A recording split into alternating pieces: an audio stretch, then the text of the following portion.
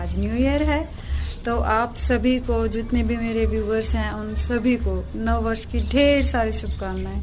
भगवान आपकी लाइफ में सुख, समृद्धि, उत्तम स्वास्थ्य और ढेर सारी खुशियां दी। तो आज पहली बार मैं कैमरे पे आई हूँ। आप लोग मुझे नहीं देखते हैं, नहीं जानते हैं, मैं आपको नहीं जानती, लेकिन कभी कभार जो इक्का दुक्का कमेंट आप करते हैं वो मुझे बहुत अच्छे लगते हैं। और अब देखिए, पहले तो जब मैंने स्टार्ट किया चैनल, मैं स्टार्ट करने वाली ही नहीं थी। मेरे नेबरहुड ने, मेरी फ्रेंड्स ने मेरे को एक्चुअली बोला, क्योंकि जब उनके प्लांट्स में कोई प्रॉब्लम होती थी तो मैं बहुत इजी सोल्यूशन से उसको बता देती थी और बहुत इजी मेथड से वो प्रॉब्लम सॉल्व हो जाती थी। तो वो मुझे बोलते थे कि तुम अपना चैनल स्टार्ट करो, तुम इतने अच्छे तरीके से बताते हो, मोस्टली चीज़ें घर पर ही अवेलेबल हो जाती हैं और पौधे का इलाज भी हो जाता है और पौधा बहुत अच्छे से ग्रो करता है, बहुत हैवी और बुशी होता है और बहुत अच्छी फ्लावरिंग करता है बिना किसी केमिकल यूज़ के। तो तुम चैनल स्टार्ट करो। और उनके कहने पर मैंने चैनल स्टार्ट किया। तो स्टार्टिंग में जानते हैं, मुझे लगता था कि 10 सब्सक्राइबर भी नहीं मिलेंगे मुझे। तो मेरी फ्रेंड्स जो सर्कल था उनको लेकर ही मेरे 12 सब्सक्राइबर तो थे।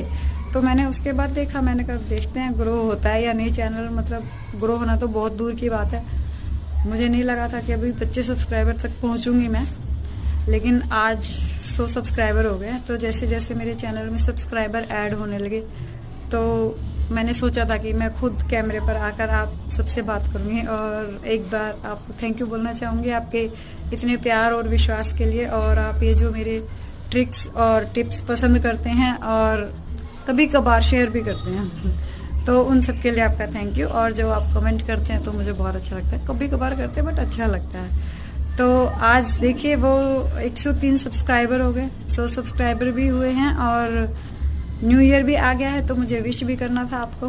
तो दोनों कॉम्बिनेशन ऐसे हो गए हैं कि आज तो सामने कैमरे पे सामने आना बनता था। तो मैं कोशिश करूंगी कि आगे अब जो वीडियो मैं डालूं, अगर मुझे ध्यान रहा तो, क्योंकि अभी तक मैं कैमरा फेस करके और वीडियो नहीं बनाने, मैं जब काम करने आती हूँ गार्डन में तो सीधा मैं स्टार्ट कर देती हूँ आपको बताना। तो इक्का दुक्का में हो सकता है मैं मिस भी कर जाऊं, लेकिन मैं पूरा कंसंट्रेट करके कोशिश करूंगी कि मैं अब से खुद कैमरा के सामने आने लगूं। तो आज तो न्यू ईयर है, तो आज सिर्फ गॉसिप आपके साथ मेरी। तो आज के बाद फिर जो नेक्स्ट वीडियो आएगा वो मैं सोच रही हूँ मैरीगोल्ड पे डालूं, क्योंकि देखो मैरीगोल्ड ना एक बहुत ही हार्डी प्लांट होता है, वो पूरा साल आपके साथ बना रहता है। गर्मी में उसको सेमी शेड में रखना पड़ता है बस, और इतनी प्यारी खुशबू होती है, पूजा में भी काम आता है और बहुत इजीली ग्रो होने वाला है। चाहे कटिंग से ग्रो कर लो, चाहे शीड से ग्रो कर लो। और कोई घर ऐसा होगा जो मैरीगोल्ड जहाँ पर ना हो, क्योंकि इजीली अवेलेबल भी होता है, 25 से 30 रुपए में अवेलेबल हो जाता है। और एक खास बात मैरीगोल्ड की मैं आपको आज बताती हूँ कि जो मैरीगोल्ड के जो पेटल्स होते हैं वो पेटल्स नहीं होते, वो एक फ्लावर ही होता है। और हर पेटल के नीचे इसीलिए एक शेड लटका होता है ब्लैक कलर का।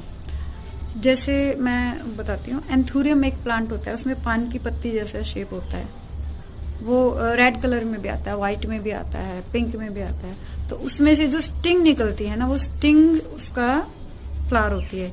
इसी तरह जो मैरीगोल्ड का जो फ्लावर है, गेंदे का जो फ्लावर है, उसकी हर एक जो पेटल होती है ना, वो पेटल ही फ्लावर है। तो जो मैरीगोल्ड का फ्लावर है ना, वो एक्चुअली फ्लावर ना होके फ्लावर्स का गुच्छा है, फूलों का गुच्छा एक। तो काफी इंटरेस्टिंग है ये चीज। मैंने भी जब ये देखा था, देखो जब हम बच्चे थे या इन चीज़ों की समझ हमें नहीं थी, धीरे धीरे जब मैंने इनकी जानकारी लेना स्टार्ट किया, इनके बारे में पढ़ना स्टार्ट किया।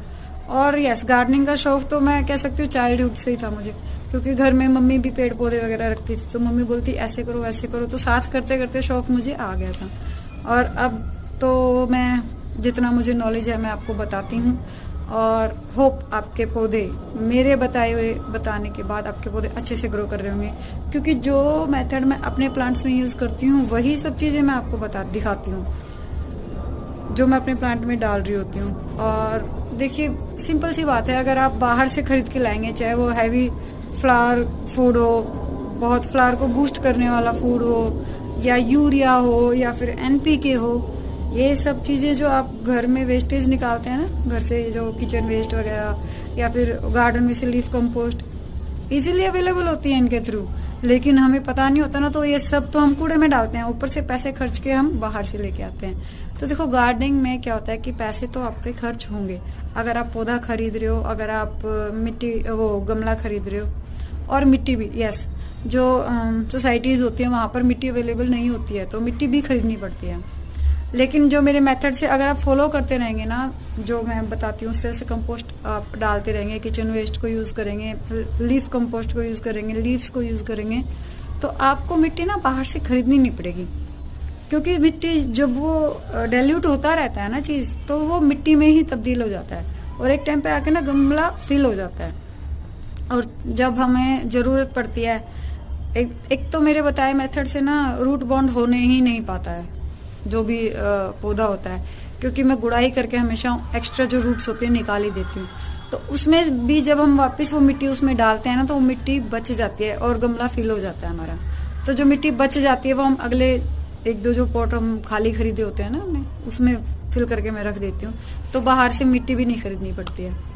तो बस फ्रेंड्स, आज तो गप्पे ही मारने थे मुझे। मेरे पीछे आप देख लीजिए मेरे फ्लावर।